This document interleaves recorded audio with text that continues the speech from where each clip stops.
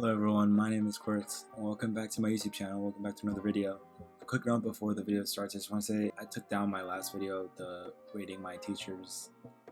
A, because I felt bad for the teachers that I was kind of sort of dissing in the video, and like it really wasn't fair to them because they weren't like informed or anything that I was making this video. It was just a little bit unfair to call them out and like stuff like that, like without their knowledge and without them having a form of defending themselves.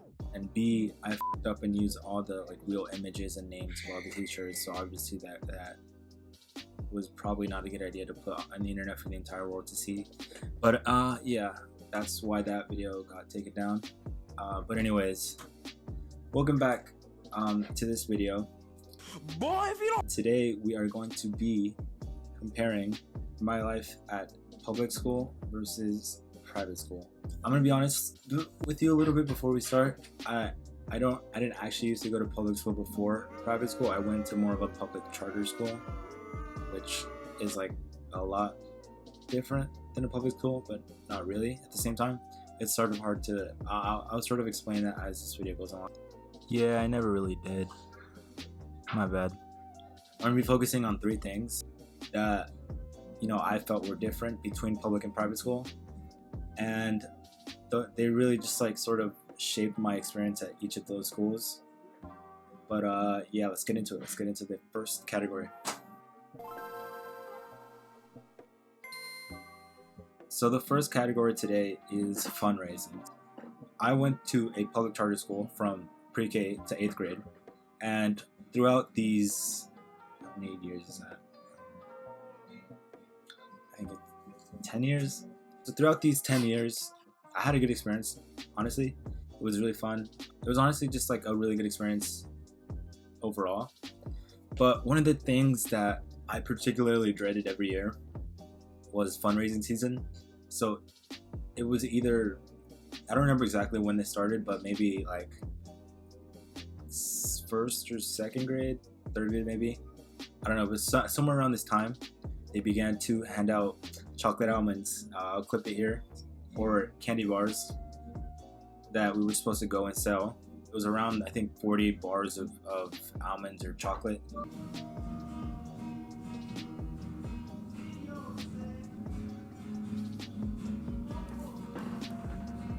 Why is this house always so damn loud, dude?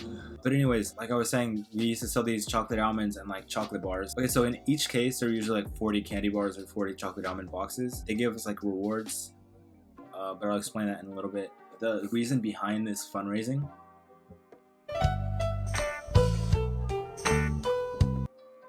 was because a public charter school doesn't receive as much funding as a public school because it's run independently and it's run by its own private board. So we always needed like these fundraisers in order to keep the school going and keep the school open. Anyways, they gave like these prizes, which were to a group of kids. It seems really exciting. They were like these gadgets and toys if you sold 1 or 2 boxes, and then they were like, you got to do like a hop for money, which like the max prize was like $100. No, it wasn't $100. It was like the max prize was probably around like $50. I mean, it was fun to try and go for the prize every year. Some of like the top prizes were like laser tag. The one that I always wanted was this like gaming truck that came to the school, and they pulled you out of class and you got to go in the gaming truck for like an hour. Every single boy at that school was always striving. The only reason they ever sold chocolates is to try and get to that truck. But little kids, motivation doesn't really run high 100% of the time. So most of the kids just ended up selling 1 box, or in my case and several friends' case, we used to just keep the box, and my mom would pay the money, and eventually I'd tell her I'd sell the almonds eventually. But we ended, I think, one year after accumulating all the boxes that we hadn't sold, we were like 5 boxes of chocolate almonds, and like at that point she was just pissed off and she made me actually like sell a ton of them. I remember one year in the 7th or 6th grade, I believe, I actually sold, I became motivated for once in my elementary / middle school career, and I actually sold 4 boxes.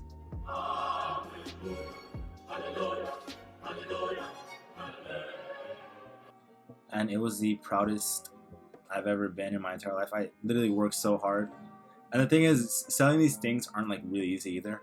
Like when you're a kid and you're at Kroger begging adults to buy your chocolate almonds or whatever, you don't see like just a simple, like, you don't see just a little, oh, I'm sorry kid, I really don't have any money right now. Maybe I'll come back another day and buy one. What you see in your eyes is like, oh, you little get out of my way, I don't want you to chocolate almonds, get out of here, so I'm selling you that. it's so demoralizing not selling a candy bar to like just any random adult. Yeah, this shaped a major part of my elementary / middle school experience. And I'm not gonna lie, they were pretty good. They weren't bad. Like, we weren't selling garbage, but it comes to a point like you see 4 different kids at Kroger selling pretty much the same thing, and adults start to become a little like annoyed. For some reason, every school decides to, every public like charter, even some public schools do this as well, I think. But it comes to a point where, like, it's like the season of chocolate fundraising and stuff like that, and the adults just start getting really annoyed. Moving on to private school, I was pretty blessed to receive a scholarship to like this private school that I was accepted into, and it was a pretty hefty amount. I wouldn't be able to like pay that amount for anything, much less school. At this school, the budget, it's insane how much the difference is between the two schools. The budget is probably, and not even exaggerating, like times 500 that of the public charter schools. Fundraising, I guess, while they still do a lot of it, it's the approach is different, and that it doesn't really involve the students at all. Like, students do their own little bake sales or like different forms of fundraising for their clubs, but not necessarily the school, because the school doesn't really need their help. The school does more of like these like galas and like charity events that raise a ton of money, because some of the parents of these kids are like stacked, dude. The parents just throw so much money at the school as like donations. But yeah, that's sort of like the difference between the two. And moving on to the next subject.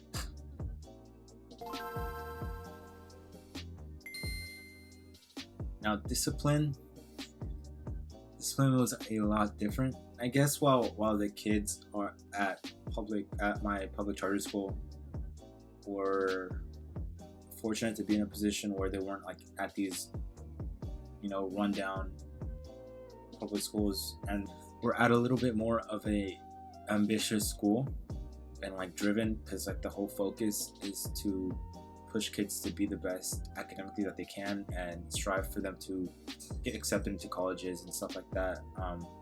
Sort of close that income gap in graduating from college and making it to college in the first place and graduating from college.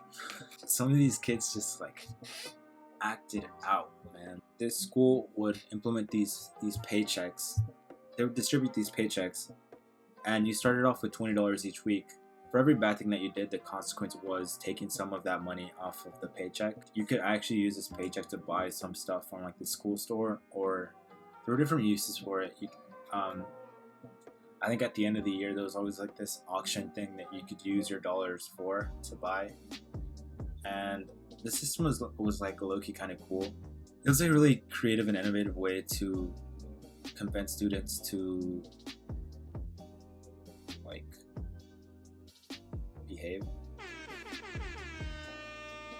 So once you got a certain amount taken off your paycheck, you would get sent to this thing called the bench, where you literally had most of the privileges revoked that you normally could do. Like, you had to sit at a lunch table alone, you had to stay after school for detention, you had to there was a ton of stuff you had to do once you were put on the bench. So the goal was to like not get on the bench. I remember I was put on the bench, I think once, because I was like fighting one of my friends or whatever. I was always a good kid in middle school, so when I got put on the bench, everyone was like shocked and surprised. Like, it wasn't really a real fight, it was just arguing, like play fighting. I just felt like a inmate, like at a prison or whatever. And I had to stay for detention, and it just wasn't fun at all. Some kids were like on the bench every week, and school was just not fun for them. Like discipline wise, it sort of made sure that a lot of students were, it kept a lot of them in check, while some of them just ignored it and didn't care. A lot of them actually sort of tried to follow the rules. But yeah, that was my experience in public school. In private school, it was a little bit different because I'm not going to say exactly how much the tuition was, but it was a pretty hefty penny. And these kids, I think they understand, especially in high school, that these kids understand that if your parents are paying that much for you to go to that school, it's probably the best idea not to get in any trouble or cause any problems at your school. There have been some kids that acted up. They're more mild things, sort of like just cheating, stuff like that, just normal high school stuff. And usually the most they get is like in school suspension or something. But when it's something more severe, school has a really like no like, what's the word? The zero tolerance policy. Read it, thesaurus, bro. There's no student that specifically wants to cause problems. Like every student is like well behaved and stuff like that because they have no other choice. Either you're like me and you're on like financial aid and you're just trying not to get kicked out because you can't afford the school, or your parents are paying a boatload of money for you to go every year, and if you did act up and got expelled or something, your parents would just kill you. So there's really no choice but to be a good student. The next and final category that I'm going to be talking about today is the dress code. At my public charter school, it was more of a uniform, and it was really, really strict with it. Like you had to have your shirt tucked in, you needed a belt every day, you needed, for the girls, I think skirts that were, not skirts, like most girls wore pants, I think. But yeah, I think most girls wore pants, but the skirts, if you did wear a skirt, had to be below the knee, like it always, like they always say, like they always stress in every school's uniform policy. But yeah, they were really strict with the dress code, and I think one of the penalties for violating the dress code, for having your shirt untucked, or for having a skirt too short, or not having a belt or whatever, they were really strict with that, and they took it off your paycheck, like the paycheck I was talking about earlier. I remember once in 5th grade, I was a little bit chunky in 5th grade, and my shirt would always stuck all the way in, and because the shorts were a little tight, and I had to like go to the restroom and unbuckle the belt and like unzip the pants and then tuck it in, and then like for it to tuck in, you know what I mean? And then I remember once, like, there was this one teacher I had in 5th grade that was really, really, really like on me about the dress code, and he told me in the hallway, like, tuck that shirt in, boy. And I try to do it the best I can, but that wouldn't tuck in, and so like immediately the next class I asked to go to the restroom, and I was like, please, can I go to the restroom? I didn't have to go at all. I just wanted to tuck the shirt in so I wouldn't get in trouble with them. And then as I was like walking out the hallway and to the restroom, I was like, please don't let him see me. Please don't let him see me. Please, please, please, please, please. And as soon as I walk out, who do I see but the main man, the teacher that was always on you about the uniform? And like he went right up to me, and I was like, shit, I was gonna go tuck in my uniform. And I really, really tried to explain it to him, but just words wouldn't come out. I was like so scared that he was gonna yell at me, and then he came up to me and was like this, sort of like really close, and he was like, I told you to tuck that shirt in. Why isn't it tucked in? Go tuck your shit in right now. The words just kept not coming out of my mouth. I was just really scared, and I ran to the restroom and tucked it in. That's sort of how I remember the dress code whenever I think of the dress code back at my public charter school. As far as like shoes, and like they didn't really allow like bracelets, like more than 1 or 2 bracelets. Shoes, you had sort of freedom with that, but like we're all lower socioeconomic status kids, so we didn't really have a wide variety of shoes to wear every week. Like some kids had a few pairs of Jordans, but it's never more than like 4 or 5. That was sort of what the dress code was like in public charter school. In private school, however, there was a uniform, but what like shocked me was that they weren't strict about it at all. Like everyone had their shirt untucked. The skirts were like, I mean, they weren't like super short, but they were below the knee. They really weren't that strict about it, and it just sort of shocked me because I'd come from this really strict environment. Like oh, and my friend, he came with me from my public school to my private school. He applied as well and he got in. Like as soon as I saw that the restrictions were loosened, I immediately like untucked my shirt. Like they weren't too strict about which pants you had to use. Like the ones at my old school had to be more loose, and I could wear like tighter pants that were like more ankle fit, which like the ones that I like, and like whatever type of, as long as it was like a khaki colored short, it'd be all right. And my friend actually kept sticking with like the shirt tucked in, belt and everything, because it was just so standard for him through up to 10th grade. And then he stopped caring too, and like loosened up a little bit with his uniform policy. As far as like shoes and backpacks, like dude, these kids go all out. A lot of kids have like Supreme stickers or Supreme bags or whatever.